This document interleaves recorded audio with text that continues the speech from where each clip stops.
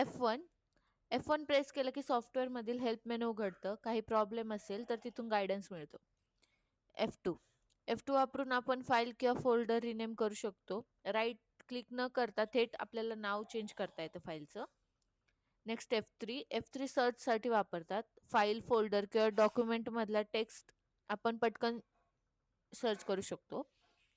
F4 MS वर्डमध्ये F4 press केलं की last केलेली ॲक्शन रिपीट होते आणि अल्ट F4 दाबलं की करंट विंडो बंद होते.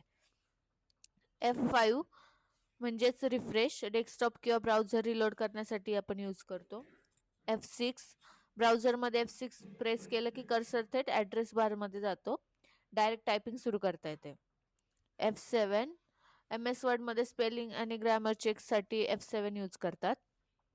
शिफ्ट प्लस F7 एखाद्या शब्दाचे सिनॉनिमस शोधण्यासाठी यूज केलं जातं.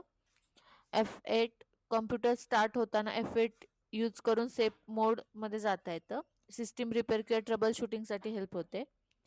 F9 MS वर्डमध्ये F9 document refresh करतं. आउटलुकमध्ये ईमेल सेंड रिसीव्हसाठी यूज केलं जातं.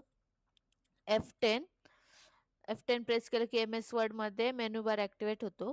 कीबोर्डने मेनू कंट्रोल करता येतो. शिफ्ट प्लस F10 प्रेस केलं की राईट क्लिक सारखंच ते काम करतं. कंटेक्स्ट मेनू ओपन होतो. F11 ब्राउझरमध्ये F11 फुल स्क्रीन मोड चालू किंवा बंद करता येतो. व्हिडिओ बघण्यासाठी हे खूप हेल्पफुल आहे. F12 MS वर्डमध्ये F12 प्रेस केलं की सेव्ह ॲज विंडो ओपन होते.